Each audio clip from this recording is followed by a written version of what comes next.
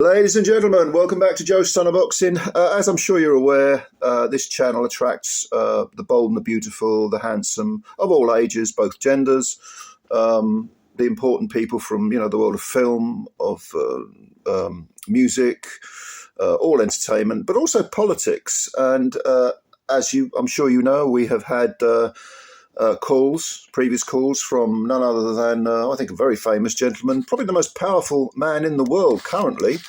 And he's given us another call. I'm sure you'd like to hear it. So without further ado, he left a message.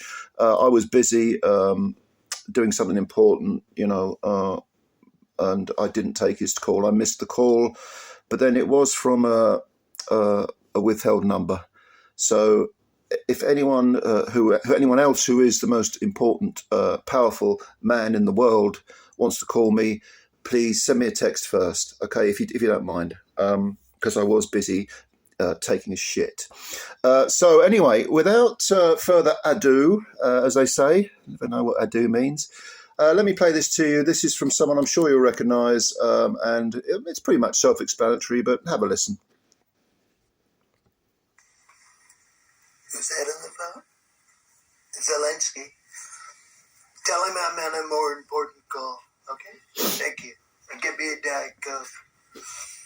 Sorry, Joe, it's me, Donald. I'm ringing you from the Oval Office. What did I tell you? I told you I would get back in, and that's exactly what's happened.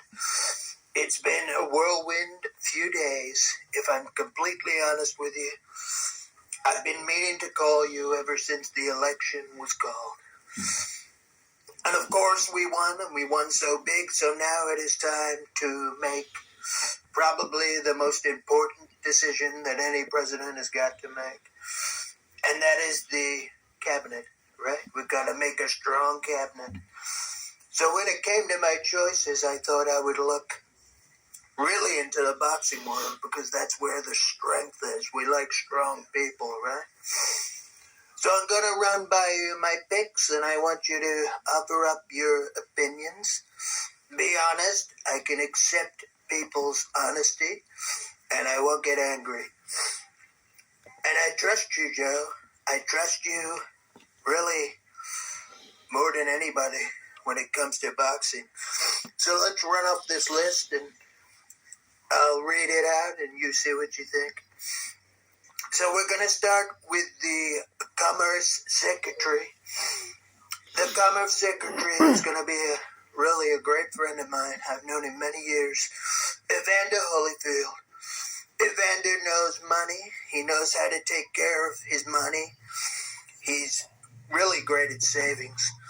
And he's really never really lost a penny. So he's going to be in charge of the commerce sector. It's going to be so great. Okay, energy. Energy is going to be headed up by Zhilei Zhang, right? Someone who's got so much energy. A great boxer. A Chinese boxer, but that's okay. He's going to be in charge of energy. I forgot he was Chinese, but that's okay. He can go. We'll leave him in. Okay, Transportation Secretary. I'm having Chris Eubank, Senior. Not Junior, Senior. Transportation, because if you remember, he used to drive around in his big trucks, right? So that's great for transportation. Perfect. Homeland Security. I thought I would pick someone who loves our country. So we're going to go with Turkey Al-Sheikh for Homeland Security. And I don't think that's a bad pick. I think that's a good pick, and I think everybody's saying it. Veterans Affairs will be really a veteran in the boxing world. It was going to be Bob Arum, but I thought I would go with Fred Warren. Such a great guy. He could have headed up one of the other departments that's coming later. But he's going to be in charge of Veterans Affairs. And he's going to be so great at that. Education Secretary will be probably the smartest guy in boxing, right? Daniel Dubois will be in charge of education. and he's going to do such a tremendous job. Have you heard that guy? He's so straight. He's just so clever. If you look at the numbers, it's off the chart with Daniel Dubois. Food and Drugs Administration will be Conor Benn, Nigel Benn's son, Conor Benn, who knows a little bit about drugs and food. I'm hearing something about eggs, I don't know, but I know that he knows a little bit about drugs, right?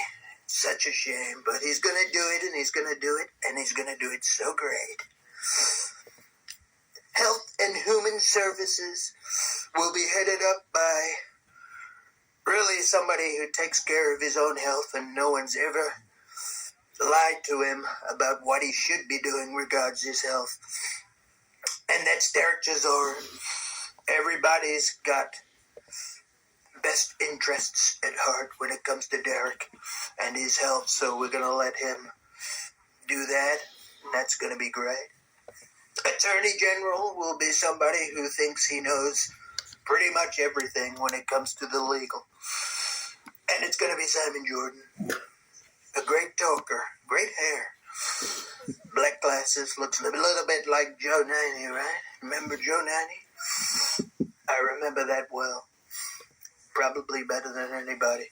Defense Secretary will be Joe Joyce, somebody with probably the greatest defense that you've ever seen. Joe, I'm going to give you Secretary of State. That's going to be your honor, okay? You can't be Vice President because I've given that to Lee from Inside the Distance. But if you ever get high enough in the administration, you might get the job as Vice President. How does that sound? We'll see how Lee gets on. Maybe we'll interchange it. We can do what we want. And there's several roles to fill, but to be honest, I'm going to get somebody else to do it because I'm tired, okay? I've had a long day talking to other countries, many countries, about Russia and Ukraine, okay? But we're going to sort that out. And it never would have happened if I'd have been president. But anyway, you see what you think of it. Let me know. If you don't like it, be honest. It's okay. I can take it. But if you're going to be in this cabinet, you're going to like it. Bye, Joe.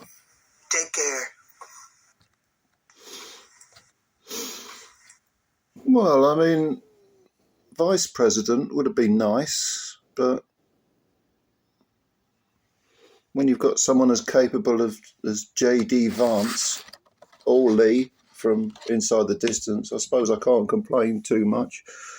But thank you, Mr. President. Always an honour to hear from you. And keep fighting the good fight, especially for Mr. Putin.